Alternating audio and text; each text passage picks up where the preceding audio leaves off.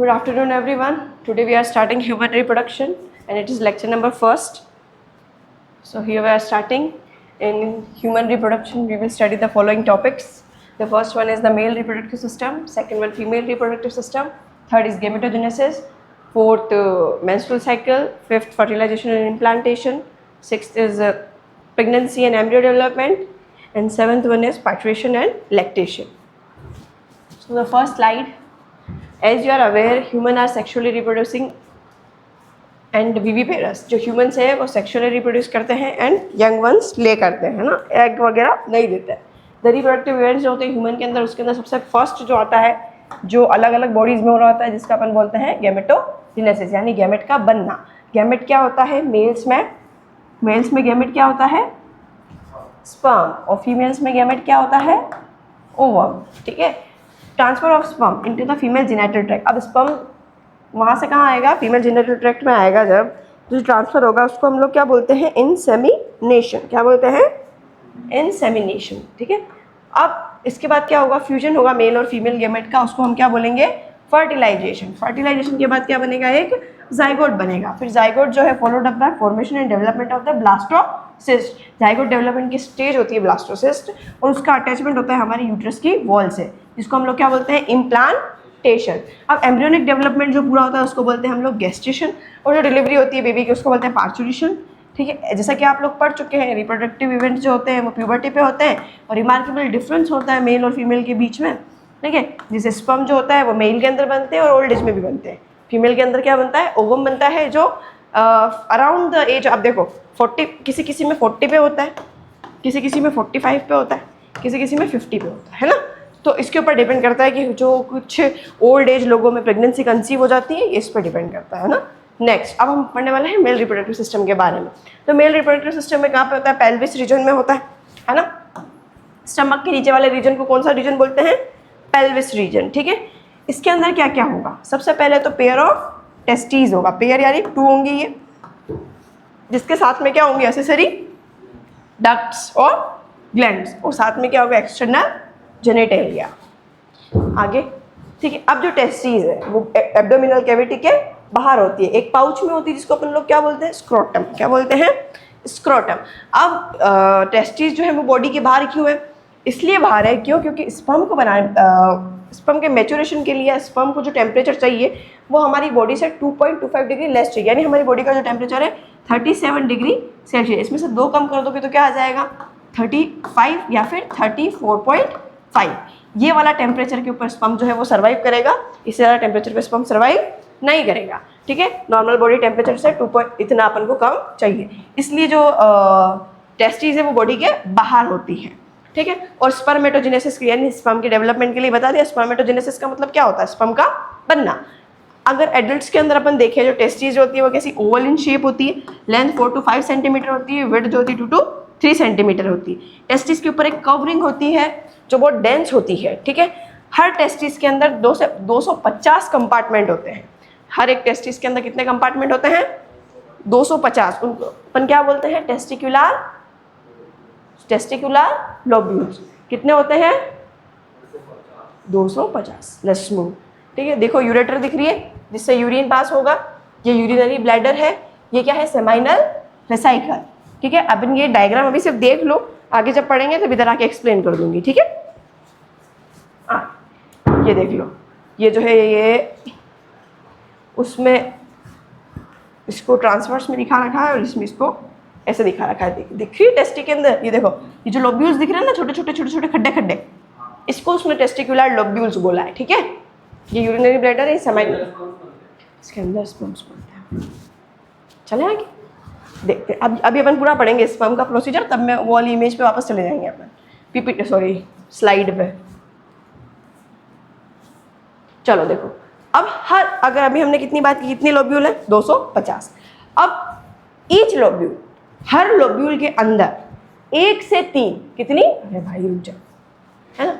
250 lobule है. इसमें से हम किसको देख रहे हैं? एक लोब्यूल को. एक लोब्यूल के अंदर कितनी? 1 से 3 हाईली कोइल्ड. कोइल्ड यानी दिस वॉज कोइलिंग. ये नेटवर्क होता है इस तरीके का। क्या होती है? Seminiferous tubule. क्या होती है? सेमिनिफेरस ट्यूब्यूल्स होती है, जिसके अंदर क्या बनते हैं? स्पर्म बनते हैं। हर सेमिनिफेरस ट्यूब्यूल के अंदर क्या होती है? लाइनिंग होती है उनके ऊपर, जिसके अंदर 2 टाइप के सेल देखने को मिलते हैं। अगर ये मैं सेमिनिफेरस ट्यूब्यूल मानूं तो इसके ऊपर क्या होगी? लाइनिंग होगी, जिसके अंदर मेरे को 2 तरीके के सेल देखने को मिलेंगे। 2 तरीके के सेल बना लेते हैं, है ना। एक जो होता है वो क्या होता है? हमारा मेल जर्म सेल होता है, जिसको हम क्या बोलते हैं? स्पर्मेटोगोनिया। क्या बोलते हैं? और एक होते हैं सर्टोली सेल, इसको अपन क्या मान लेते हैं? स्पर्मेटोगोनिया। और इसको क्या मान लेते हैं अपन? Sertoli cell. ठीक है, सर्टोली सेल्स होती है। अब पीछे बता रखा है, बोल रहा है ये फिगर नंबर 2.2 ना, क्या 2.1 इसमें क्या बताया यार? अच्छा वो आगे बताया है, ये 1.1 आगे एक डायग्राम है। फिगर नंबर 2.2 देखते कहाँ है? ये रहा।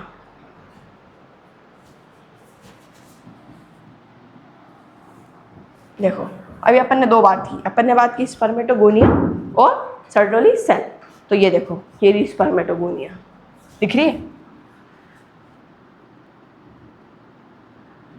देखी स्पर्मेटोगोनिया, और ये रही अंदर वापस सर्टोली सेल्स। क्लियर?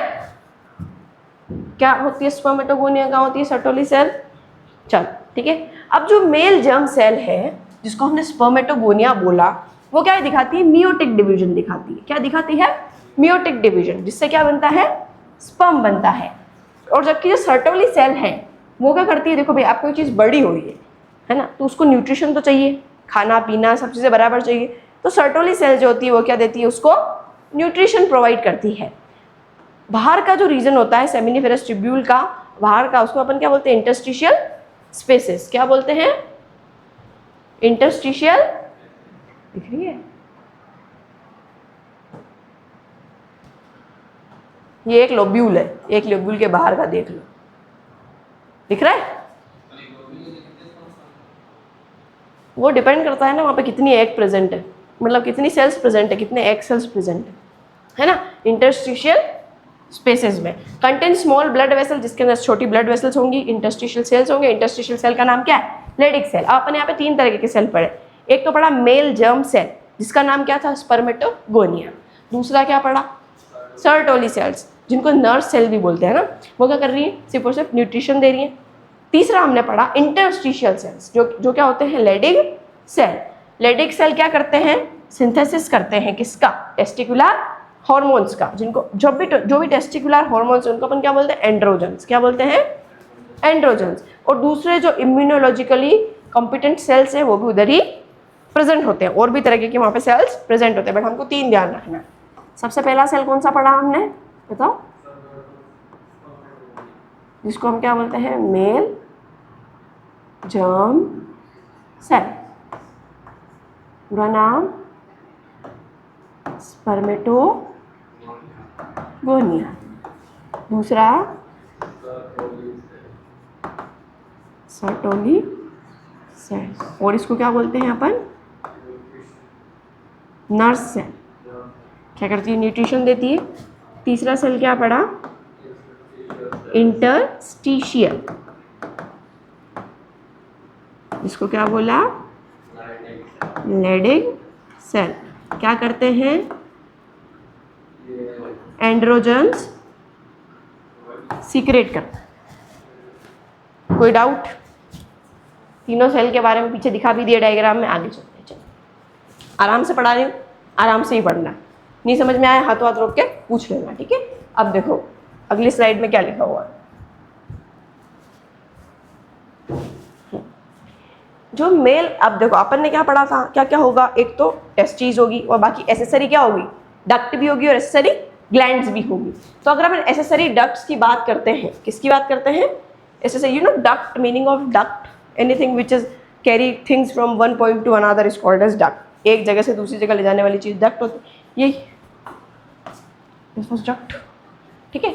तो देखो एसेसरी डक्ट्स की अगर अपन बात करें तो वो कौन कौन सी होती है? पहली होती है रेटे टेस्टिस, दूसरी वासा इफ्रेंशिया, एपिडिडाइमिस और वास डिफरेंस। अब इसने बोला फिगर 2.1b को जाके देखो, तो देख लेते हैं अपन figure 2.1b। This was a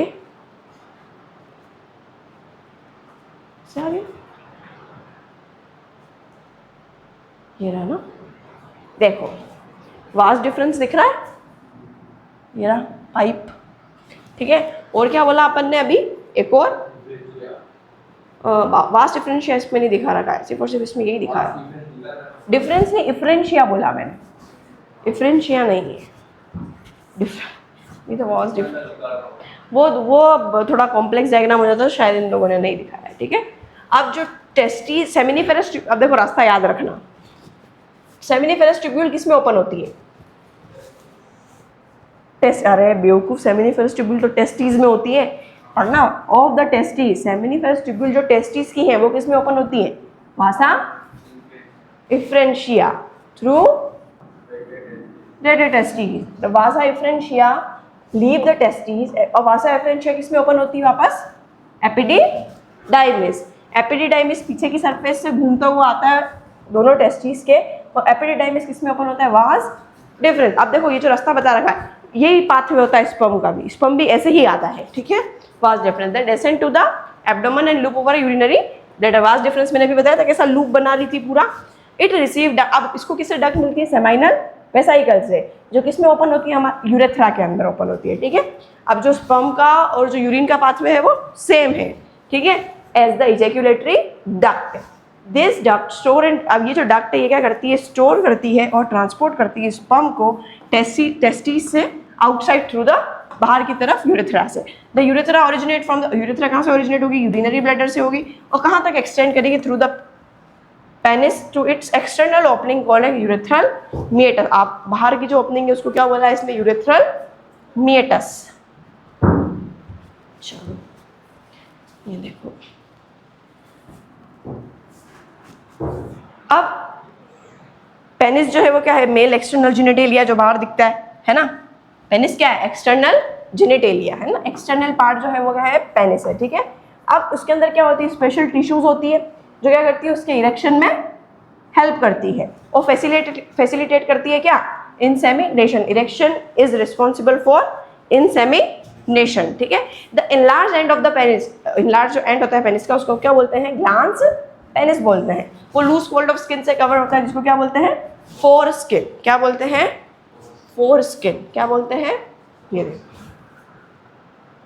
ये पार्ट जो दिख रहा है इसको बोलते हैं ग्लांस पेनिस, और इसको क्या बोलते हैं, फोर स्किन। मोमेडेंस में क्या करते हैं, इस वाली स्किन को रिमूव कर देते हैं, है ना, और उसको पीछे स्टिच कर देते हैं। क्यों, क्योंकि ऐसे बोलते हैं कि यहाँ पे क्या, ये जो स्किन होती है इसके अंदर बहुत सारे बैक्टीरियल इन्फेक्शन होते हैं, है ना, क्योंकि ये क्या होती है, क्लीन नहीं हो पाती इजीली, क्योंकि फोल्ड है, ऑब्वियसली फोल्ड है तो क्लीन तो होना नहीं। तो हमारे रिलीजन में ऐसा है कि आप नमाज नहीं पढ़ सकते जब तक आप पूरी तरीके से साफ नहीं हो, ठीक है। तो अगर हमारे में यूरिन को भी इम्प्योर माना है, बिल्कुल इम्प्योर माना है, ठीक है। तो क्या है कि जब यूरिन पास करते हैं, जब पाथवे सेम है, तो यहाँ पे क्या होता है, यूरिन की ड्रॉपलेट्स रह जाती है, और ये फोल्ड क्या है, इस तरह से है कि यहाँ पे पानी भी इजीली नहीं पहुँच पाता है, तो इसलिए इसको कट करके पीछे की तरफ फोल्ड कर देते हैं, जिससे क्या हो, कोई इन्फेक्शन ना हो।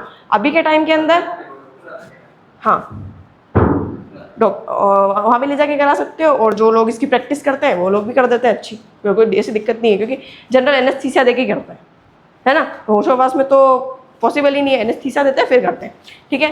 अब ये है कि अभी की जो टाइम है उसके अंदर बहुत सारे हिंदूज़ में भी अगर कोई दिक्कत आ रही है तो डॉक्टर यही एडवाइस करना कि ये करो, नहीं तो बहुत सारी दिक्कतें बाद में देखने को मिलती है ना।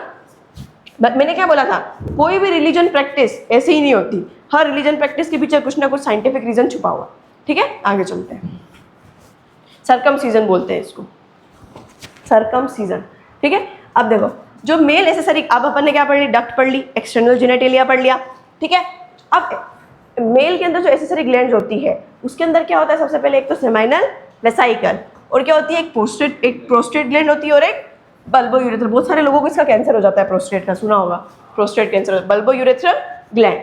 अब जो सीक्रेशन होते हैं इन ग्लैंड्स के वो क्या करते हैं,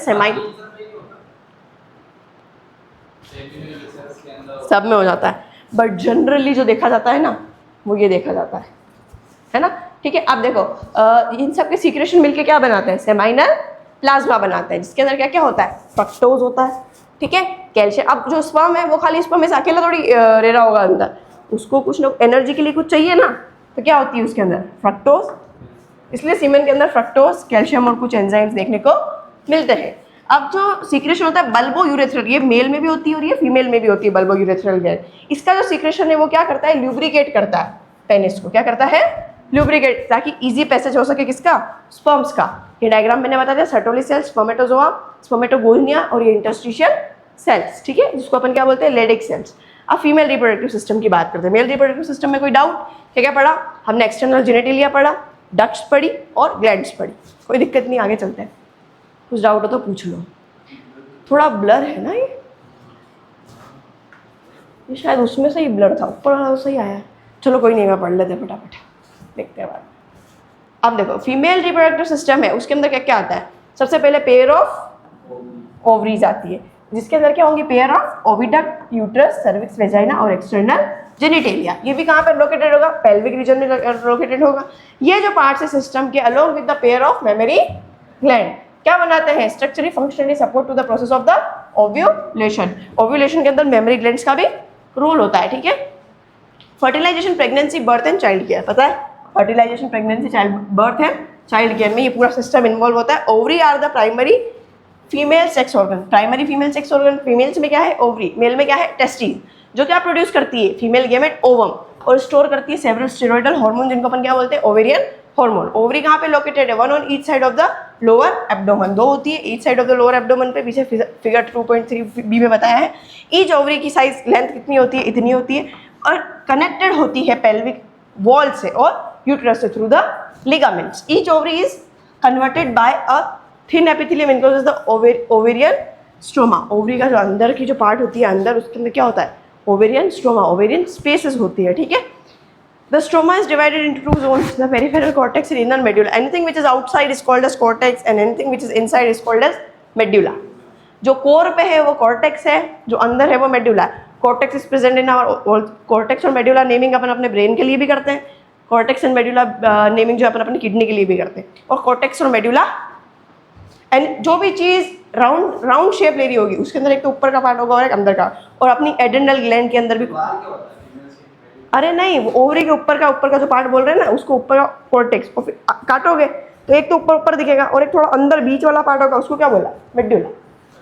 समझ में आया? चलो अब ये देखो, अरे ठीक है, डायग्रामेटिक व्यू शोइंग, देखो ये रही यूट्रस, अभी मैं गिर जाती, ये इससे बहुत डर लगता है यार मेरे को, मेरा पैर पड़ता है मुझे लगता है फिसल गई, ठीक है। ये देखो यूट्रस थोड़ी बेंड ऐसे होती है ना, इस शेप में ही होती है। उसके नीचे क्या है, यूरिनरी ब्लैडर, प्यूबिक सिम्फाइसिस होता है जहाँ पे दोनों पेल्विक बोन आके जॉइंट करती है, उसको बोलते हैं प्यूबिक सिम्फाइसिस। अभी आगे देखिए, हाँ ये रहा ना, तो ऑब्वियसली बैंड होगी ना, बाकी सारे ऑर्गन्स भी तो आ रहे हैं, सिर्फ अकेले यूट्रस को थोड़ी रहना है अंदर, ये पूरा सिस्टम भी तो रहता है, ये तो सब में सेम होता है ना, मेल और फीमेल में।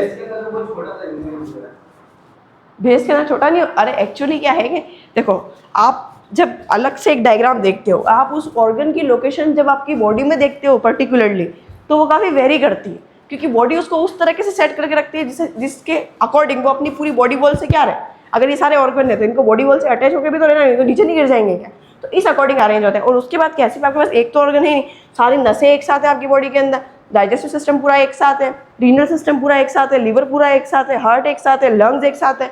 आपको इतने से स्पेस के अंदर आपको सब ऑक्यूपाई करना है, तो क्या स्पेस तो बहुत ध्यान से यूज़ करनी पड़ेगी ना, तो इसलिए अल्लाह, ठीक है, इसलिए ये शेप ऐसा होता है, ठीक है, थोड़ा सा बेंड होता है। आगे चलते हैं, चलो अब बात करते हैं ओविडक्ट की, है ना। देखो ओविडक्ट जो होती है उनको क्या बोलते हैं अपन, फैलोपियन ट्यूब्स बोलते हैं। Uterus vagina constitute the female access. अब फीमेल में भी देखो डक्ट्स होंगी और ग्लैंड्स होगी, दोनों का जो मोटा मोटा है सब सेम, उसमें भी डक्ट है, ग्लैंड है, प्राइमरी सेक्स ऑर्गन है, इधर भी प्राइमरी सेक्स ऑर्गन है, डक्ट है, ग्लैंड है और एक्सटर्नल जेनिटेलिया, ठीक है। अब अपन डक्ट्स की बात करें तो ओविडक्ट, यूट्रस, वेजाइना क्या है, फीमेल एसेसरी डक्ट्स है। हर फैलोपियन ट्यूब जो होती है उसकी लेंथ कितनी होती है, 10 से 12 सेंटीमीटर तक होती है। कहाँ से एक्सटेंड करती है, पेरीफेरी, ओवरी के बॉर्डर से यूट्रस तक जाती है। ये ओवरी की बॉर्डर, ये ट्यूब और ये यूट्रस, ये ओविडक्ट है। समझ में आया?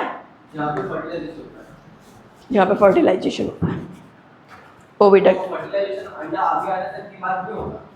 एक्चुअली क्या है कि देखो, जब यहाँ पे एग रिलीज होके यहाँ तक पहुँचता है ना, तो इसी को ही बोलते हैं अपन ओव्यूलेशन। यहाँ तक जाने तक वो डीजनरेट होने लग जाता है, यहीं पर ही वो एक्टिव होता है। तो अगर इसी टाइम पे स्पर्म आया, ठीक है, तो फर्टिलाइजेशन हो जाता है। इसलिए फर्टिलाइजेशन एग्जैक्टली होता है at the junction of ampulla and isthmus. अब इसमें अपना इतना डीप नहीं है, बाकी फर्टिलाइजेशन की एक अपन बोलते हैं समझाने के लिए ओविडक्ट, बाकी होता ही है।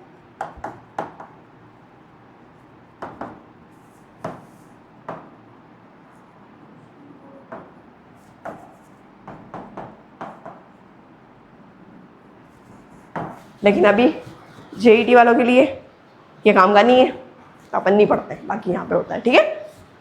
चलो, constitute the female acid duct, अब पढ़ लिया अपन ने, ये भी बता दिया यूट्रस तक जाती है। The part closer to the ovary is funnel shape, इसको क्या बोलते हैं अपन? इनफंडीब्यूलम। यहाँ पे देखो ओवरी के पास एक ऐसा स्ट्रक्चर होता है, ये ओवरी ना, इसको एक ऐसे स्ट्रक्चर ने पकड़ा होता है, इसको बोलते हैं इनफंडीब्यूलम। क्या बोलते हैं? इनफंडीब्यूलम। जो एजेस होती है इनफंडीब्यूलम के, उनके अंदर क्या होती है? फिंगर लाइक प्रोजेक्शन होती है, जिसको अपन क्या बोलते हैं? फिम्बरी बोलते हैं, जो किसमें हेल्प करता है? Ovum after collection of the ovum after ovulation, ठीक है। अब इनफंडीब्यूलम लीड्स टू अब ये देखो, एक बार में एक निकलेगा।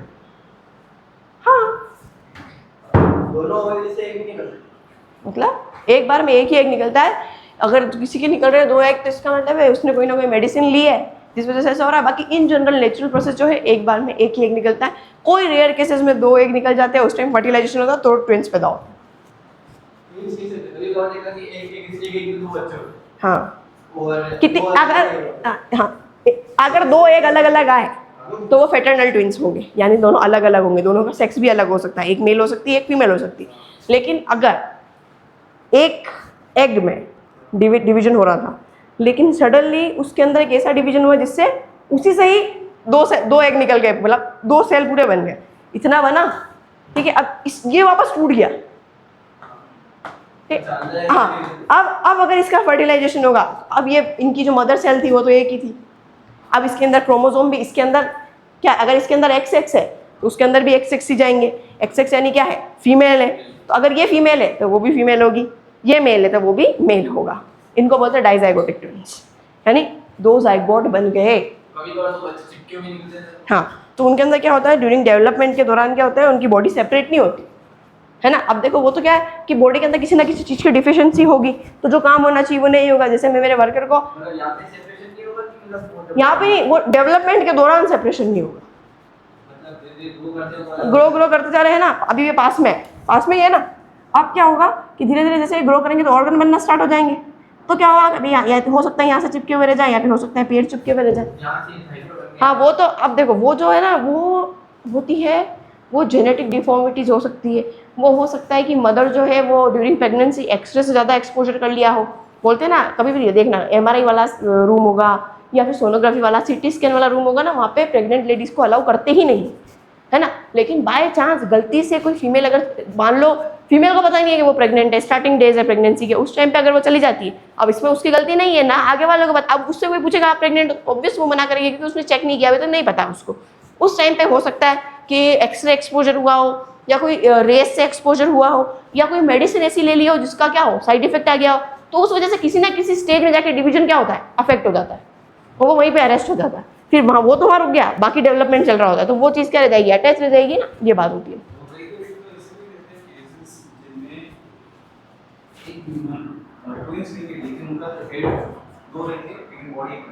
वही तो बता रही हूँ मैं, बहुत सारे केसेस हो सकते हैं, वो डिपेंड करता है। देखो क्या होता है कि जो पार्ट कनेक्टेड है आपका, उसके अंदर अगर आपकी बॉडी की मेन वेसल्स कनेक्टेड है, जिनको सेपरेट करना ही मुश्किल है, तो बचना मुश्किल है। एक की डेथ हो जाएगी, क्योंकि आप एक को सर्वाइव करा सकते हो, है ना। एक की तो, हाँ, एक वीक रहता है, ठीक है, तो उसमें आप एक की जान बचा सकते हो इन केस, क्योंकि आप 2 लोगों की सर्जरी कर रहे हो, और उन दोनों की सर्जरी आपको साथ ही करनी है। क्यों? क्योंकि आप वो जुड़े हुए हैं, ठीक है। अब क्या होता है कि किसी की अब दोनों की बॉडी, अब मेन आर्टरी कट गई, पैर में है तो फीमोरल आर्टरी काट दिया आपने, अब ब्लड फ्लो कैसा होगा, बहुत तगड़ा होगा। अब एक में हो सकता है या तो दोनों ही नहीं बचे, या हो सकता है कि एक बच जाए किस्मत से, तो ऐसा। और अगर मान लो सिर्फ स्किन कनेक्टेड है, तो अगर मैं किसी की स्किन काट के अलग करूँगी तो वो मरेगा क्या? नहीं मरेगा ना, अगर सिर्फ स्किन कनेक्ट। लेकिन अगर बॉडी के मेजर ऑर्गन से कनेक्टेड है, मान लो दोनों में एक ही हार्ट है, फिर तो मैं एक ही को बचा सकती हूँ क्योंकि मेरे पास हार्ट एक ही। समझ वो जो है पंजाबी वो दोनों के अंदर अलग-अलग खाट है, चमक भी अलग-अलग। सब अलग अलग है, फिर खाली क्या होगा मेनली जो है ना स्पाइनल कोड और हिप से जुड़ी हुई है। वो जुड़ी हुई है ना, उसके अंदर क्या है, उसको अगर अलग करोगे तो स्पाइन में इफेक्ट आएगा, उसकी वजह से पैरालिसिस हो सकता है। अलग कर दिया उनको, नहीं किया ना, ऑब्वियस सी बात ना। जो खुद ही बना अलग करोगे तो आप स्पाइन को डिस्टर्ब करोगे। स्पाइन में बहुत सारी नर्व्स होती है, क्रेनियल नर्व्स होती है, ब्रेन चला जाएगा, ब्रेन डैमेज हो जाएगा। तो दोनों में से या तो एक पैरालिसिस में चला जाएगा, दोनों पैरालिसिस में चले जाएंगे, या हो सकता है ड्यूरिंग सर्जरी भी डेथ हो जाए। ठीक है, तो वो तो एक अलग फैक्टर है। ये देखो मैं तुम्हें एक बात बता देती हूँ, ये अपने कोर टॉपिक्स है ही नहीं, आपन को मतलब ही नहीं। उसका एक पूरी अलग स्टडी होती है, पूरा एक अलग केस स्ट्रक्चर होता है, उसके अंदर हर चीज़ माइक्रो लेवल के ऊपर मेजर करनी पड़ती है कि जब ये बन रहे थे पेट में तब क्या स्टेटस था, क्या हुआ क्या नहीं हुआ। वो जब ऐसा हो रहा होता है तो वो रिपोर्ट्स में दिखता है ना, रिपोर्ट्स में पता चल जाता है। अब वो पेरेंट डॉक्टर 3 मंथ से ज़्यादा के नहीं हुआ तो डॉक्टर सजेस्ट करते हैं कि अबॉर्शन करवा दो, है ना। और लेकिन अगर 3 मंथ से ज़्यादा हो गए तो फिर डॉक्टर सजेस्ट करते हैं आप तो अबॉर्शन कराएंगे, तो फीमेल को भी रिस्क है, तो इस केस में डिलीवरी करानी पड़ जाती है। बाकी 90% केस में डॉक्टर अबॉर्शन करवा देते हैं, क्योंकि इतना रिस्क लेने से मतलब नहीं है। फीमेल के ऊपर भी रिस्क है। ठीक है, आप देख लो, ये डायग्राम देख लो।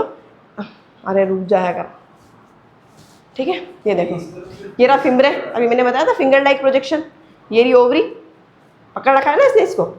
ठीक है, ये एम्प्यूला, अभी अपन बात करते हैं junction of the ampulla and the isthmus. This is ampulla and this is isthmus, समझ में आया। फैलोपियन ट्यूब, ये फैलोपियन ट्यूब है। आगे चले, यहाँ से एक केस चलता है। हाँ, कोई चाकू की वजह से अरे ये यहाँ से एग रिलीज होगा, ठीक है। कोई चाकू वाली नहीं है। अरे ये रहा ना, ये स्पेस नहीं दिख रही क्या? एक से देखो ना अलग है। अरे अलग नहीं है, खाली बना रखी बाउंड्री, बाकी जाता है ऐसे ही।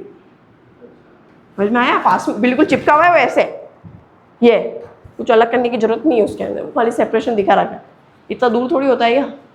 चलो, कितना टाइम हो गया, चलो ये पढ़ लेते हैं। अब जो फीमेल का एक्सटर्नल जेनेटेलिया होता है ना, फीमेल में भी एक्सटर्नल जेनेटेलिया होता है, मेल्स में भी एक्सटर्नल जेनेटेलिया होता है। ठीक है, तो देखो क्या होता है फीमेल एक्सटर्नल जेनेटेलिया में, मोन्स प्यूबिस होता है। क्या होता है, मोन्स प्यूबिस, ठीक है, लेबिया मेजोरा, लेबिया माइनोरा और हाइमन होती है, एंड क्लाइटोरिस होता है। अब देखो मोन्स प्यूबिस जो है वो क्वेश्चन होता है फैटी टिश्यू का, जो स्किन उसको कवर करती है, और उसके ऊपर क्या होता है, प्यूबिक हेयर होते हैं। ठीक है, the labia majora are the fleshy, labia majora जो है फ्लैशी फोल्ड होता है which extend down from the mons pubis and surrounded the vaginal opening को सराउंड करती है। लेबिया माइनोरा जो होता है pair of folds all the tissue under the labia majora के नीचे जो होंगे उनको लेबिया माइनोरा बोला, और जो ओपनिंग होती है वेजाइना की उसको क्या बोलते हैं अपन, हाइमन बोलते हैं, है ना। क्लाइटोरिस जो है फिंगर लाइक प्रोजेक्शन है which lies the upper junction of the labia minora about the urethral opening के अंदर होता है, क्योंकि फीमेल्स के अंदर क्या बोलते हैं मतलब जो यूरिन पास करने का जो सिस्टम है वो बिल्कुल अलग है, और ये जो रिप्रोडक्टिव सिस्टम है ये अलग है। ठीक है, मेल्स में क्या होता है, यूरिन और वो सेम होता है। ठीक है, the hymen is often torn during first coitus, first intercourse के दौरान हाइमन टोर्न हो जाती है, झिल्ली जैसी एक लेयर होती है जो टूट जाती है। However it can be also, और जरूरी नहीं है कि फर्स्ट इंटरकोर्स के दौरान ही टूटे, सडन फॉल, आप गिर गए, या फिर क्या बोलते हैं वेजाइनल टेम्पोन इंसर्ट करते हैं पीरियड्स के दौरान, उसके दौरान, या फिर एक्टिव पार्टिसिपेंट आप रेगुलर स्पोर्ट्स के अंदर एक्टिव हो, जैसे कि हॉर्स राइडिंग कर रहे हो, साइकिलिंग कर रहे हो, उस वजह से भी टर्न ऑफ हो जाती है। ठीक है, कुछ वुमेन के अंदर क्या होती है, hymen even after the coitus, intercourse के बाद भी परसिस्ट करती है। तो जो हाइमन का प्रेजेंट होना और एब्सेंट होना वो कोई रिलायबल इंडिकेटर नहीं है कि फीमेल वर्जिन है या नहीं। चलो,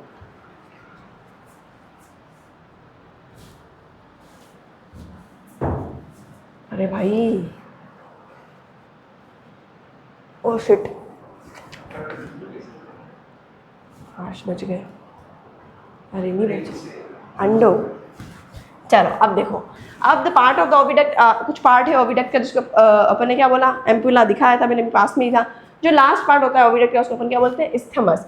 है ना। एक नैरो ल्यूमेन होती है जो यूट्रस से ज्वाइन करती है, क्या करती है, एक नैरो ल्यूमेन होती है जो यूट्रस से ज्वाइन करती है। अब वुम्ब यानी यूट्रस का जो शेप है वो कैसा, इन्वर्टेड पियर लाइक, अगर आप नाशपाती को उल्टा करके पकड़ोगे तो आपको वैसा दिखेगा, इन्वर्टेड पियर बोला। इट इज सपोर्टेड, किससे सपोर्टेड होती है, लिगामेंट से जो इसको अटैच करते हैं किससे, पेल्विक वॉल से। अब यूट्रस किस में ओपन होती है, वेजाइना में ओपन होती है through a narrow cervix, cervix से। The cavity of the cervix is, cervix की जो कैविटी है उसको क्या बोलते हैं, सर्वाइकल कैनाल बोलते हैं, which along with vagina forms the birth canal. Cervical canal और वेजाइना मिलकर क्या बनाते हैं, बर्थ कैनाल बनाते हैं। अब जो यूट्रस की जो वॉल होती है उसके ऊपर 3 लेयर्स होती है, ठीक है। बाहर की जो थिन लेयर होती है उसको क्या बोलते हैं, पेरीमेट्रियम। बीच की थिक लेयर होती है उसको क्या बोलते हैं, मायोमेट्रियम। और सबसे अंदर की जो लेयर होती है जो ग्लैंडुलर होती है उसको क्या बोलते हैं, endometrium. That lines the uterine cavity, जो यूटेराइन कैविटी को क्या करके रखती है, लाइन करके रखती है। जो पीरियड्स आते हैं उसके अंदर जो शेड ऑफ होती है वो कौन होती है, एंडोमेट्रियम होती है। During cyclical changes menstrual cycle will myometrium inhibits the strong, हाँ, और मायोमेट्रियम जो है जब डिलीवरी हो रही होती है तो जो कॉन्ट्रैक्शन आते हैं वो मायोमेट्रियम में। क्या बोलता है, अंधेरा किस हो गया कोचिंग में, हैं ये क्या है, एंड कर देगा, कल पढ़ेंगे आप, ठीक है। थोड़ा बहुत ही ज़्यादा बड़ा चैप्टर भी नहीं है वैसे भी। प्रियांश एक गिलास पानी और लिया यार।